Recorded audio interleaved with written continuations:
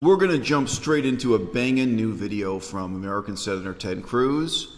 Ted Cruz has a terrible reputation within the Republican Party and within the Democrat Party, but that's been changing just lately.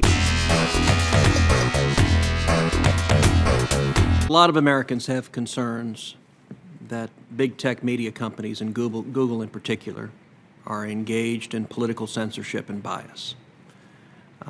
As you know, Google enjoys a special immunity from liability under Section 230 of the Communications Decency Act. The predicate for that immunity was that Google and other big tech media companies would be neutral public fora.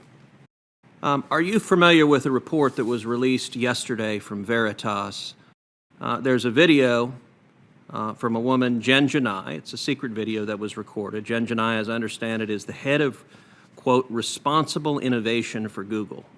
As I understand it, she is shown in the video saying, and this is a quote, Elizabeth Warren is saying that we should break up Google. And like, I love her, but she's very misguided. Like, that will not make it better. It will make it worse. Because all these smaller companies who don't have the same resources that we do will be charged with preventing the next Trump situation. It's like a small company cannot do that. Do you think it's Google's job to, quote, prevent the next Trump situation? So a different individual, a whistleblower identified simply as an insider at Google with knowledge of the algorithm, is quoted on the same report as saying, Google, quote, is bent on never letting somebody like Donald Trump come to power again. Do you think it's Google's job to make sure, quote, somebody like Donald Trump never comes to power again? No, sir, I don't think that is Google's job. And we build for everyone, including every single religious belief, every single demographic, every single region, and certainly every political affiliation. Well, I have to say that that certainly does not appear to be the case. Of the senior executives at Google, do you know of a single one who voted for Donald Trump? The public records show that in 2016, Google employees gave to the Hillary Clinton campaign $1.315 million. That's a lot of money. Care to venture how much they gave to the Trump campaign? I would have no idea, sir. Well, the nice thing is it's a round number, $0.00. Not a penny, according to the public reports. Let's talk about one of the PowerPoints that was leaked. The Veritas report has Google internally saying, I propose we make machine learning intentionally human-centered and intervene for fairness. Google, according to this whistleblower, deliberately makes recommendations if someone is searching for conservative commentators, deliberately shifts the recommendation, so instead of recommending other conservative commentators, it recommends organizations like CNN or MSNBC or left-leaning political outlets. Is that occurring? Thank you, sir. I can't comment on search algorithms or recommendations given my purview. One of these documents that was leaked explains what Google is doing, and it has a series of steps. Training data are collected and classified, algorithms are programmed, media are filtered, ranked, aggregated, and guaranteed, and that ends with people, parentheses, like us, are programmed. Does Google view its job as programming people with search results? For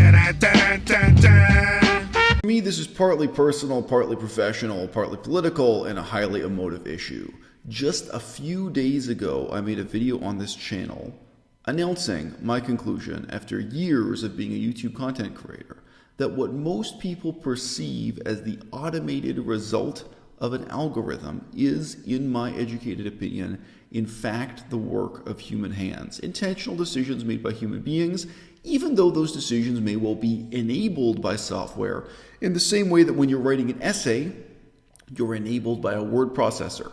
A better comparison, perhaps, people who work on the stock market, buying and trading shares, their work is enabled by computer technology, but the decisions are still being made by human beings. And one skeptical response I received was that you can't possibly imagine human beings are micromanaging the videos that are being promoted and the videos that are being suppressed on YouTube to this extent that they're micromanaging these kinds of fine points of political distinction.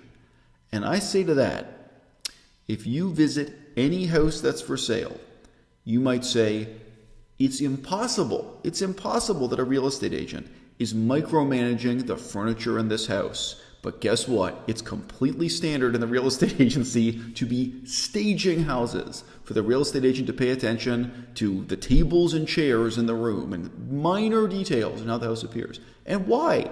Because that is the core of their business. What we're talking about here with Google is right at the center of what they do. It's the value added. It's the value they present to the world.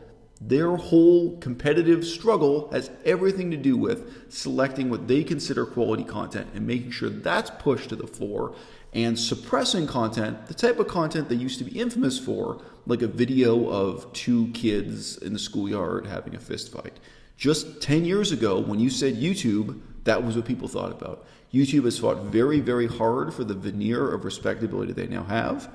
And it's a real credit. It's a real credit to Ted Cruz that he's now standing up and he is tearing that illusion down. Guys, one of the most underrated principles in the American Constitution is the principle of equal protection under the law. And I like to expand that by saying equal protection under the law and equal benefit under the law. One of the reasons why that's not quoted and discussed as often is that it's a later amendment to the Constitution. It's not part of the original debates of the Founding Fathers in American jurisprudence. It's also even embarrassingly quite a bit later than the U.S. Civil War. It sort of comes into American history later than it should. But it's really the most fundamental principle. Fairness is too vague. What you need are standards that can apply to everyone equally. So I've said this before about censorship. I'm completely comfortable with censorship as long as the standards are transparent, simple, enforceable, and apply to everyone equally.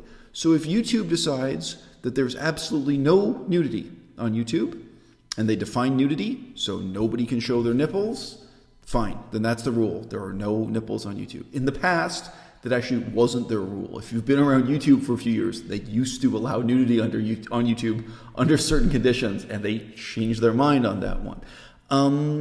The problem is that YouTube has been enforcing impossibly biased and one-sided standards. I was talking in a forum lately where everyone was more left-wing than me. Everyone in this room was here on the internet. It was voice chat. And I pointed out to them what YouTube is doing right now is enforcing a standard against the right wing that they have not and would never enforce against the left wing. Well, what do you mean?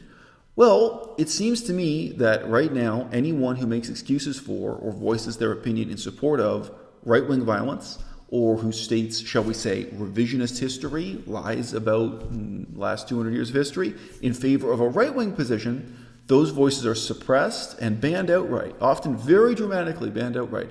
Lifetime bans for the user, shutting down channels, not just demonetization. And of course, we have a somewhat ridiculous example that's caught the public imagination. So I'm talking here, up to this point, I'm talking about extreme politics, political extremism on the right wing. But what the public is currently focused on is a comedian, Steven Crowder, who made disparaging comments about homosexuals. And although those are disparaging comments, although they are offensive, if you consider it within the context of what a stand-up comedian like Chris Rock says, how offensive are they? What is the standard that's supposed to be applied to stand-up comedy on YouTube? Is it the case that what Chris Rock says on HBO, what Chris Rock says on broadcast television, is not permissible on YouTube? And if so, why? And if so, if there's one standard, that standard has to be applied to right-wing people, left-wing people. It has to be applied the same to Japanese people and people in India. People in Japan tell lies about World War II also, right? This is getting into a really difficult to enforce area that's not as simple as the binary question between nudity and no nudity, nipples and no nipples. So Steven Crowder gets demonetized for making offensive jokes, but being offensive is integral to stand-up comedy. Case in point, Chris Rock. Case in point, innumerable stand-up comedians, many of whom are intentionally offensive. It's an aspect of stand-up comedy. You could have a rule, if you want to, you could have a rule for all of YouTube, no stand-up comedy. That stand-up comedy is banned, and then some other website could compete with YouTube by saying, hey, They're the website that has videos where comedy is allowed and encouraged, even if it's offensive. And if YouTube wants to, they can have very strict standards of censorship, and they can be open about it if they apply it fairly and consistently. Equal protection under the law and equal benefit, right? But that is not what's going on now, and it never has been and never will be. I have raised this again and again when I talk to left-wingers. If you believe that a voice like Evalian, extreme right-winger, especially when she started, extreme right-winger, if you think that Evalian should be shut down for lying about history, what do you think about Richard Wolff? Richard Wolff just as a brand new series of videos lying about the history of the Soviet Union, lying about the history of communism at every stage. His newest video is 1917 to 1975.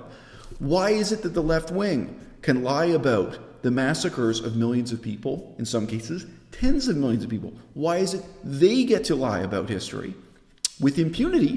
Why is it the left wing makes calls for violence, actively advocating and making excuses for radical left-wing violence?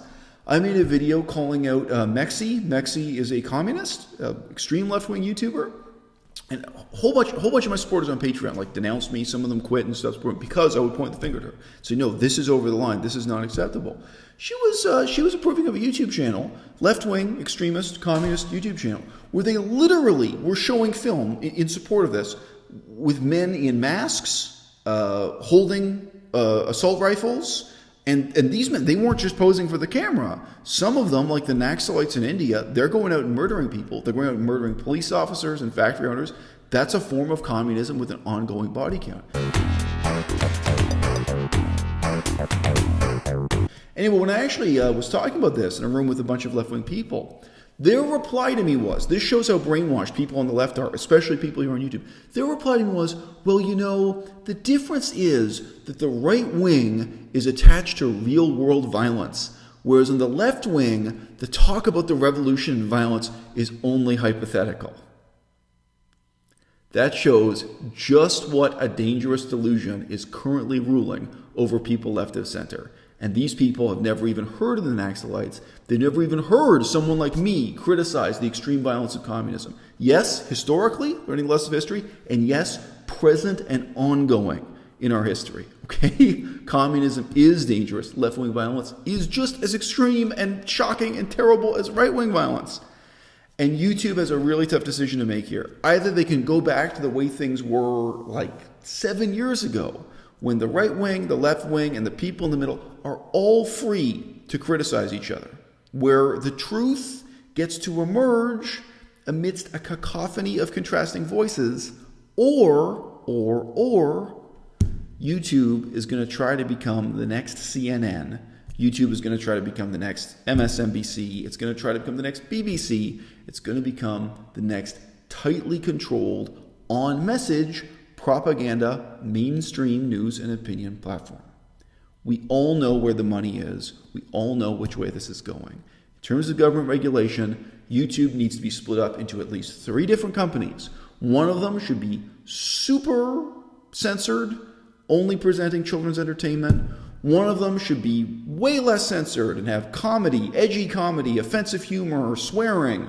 One of them should maybe have standards more like HBO. HBO is a mainstream TV, and allow nudity and some degree of sexy drama. I mean, on HBO, there's so much less censorship than here on YouTube. And sure, let's have 1, 2, 3, 4. Let's have many YouTubes competing in the political arena. And let's have some of them, at least, some of them, allowing that cacophony of contrasting opinions.